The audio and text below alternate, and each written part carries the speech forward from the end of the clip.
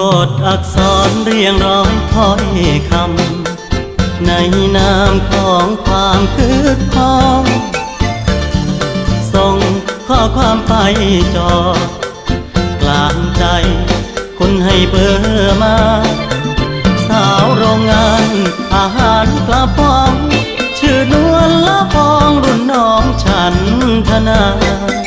อายบ่าวลูกจ้างร้านซ่อมซอยห้า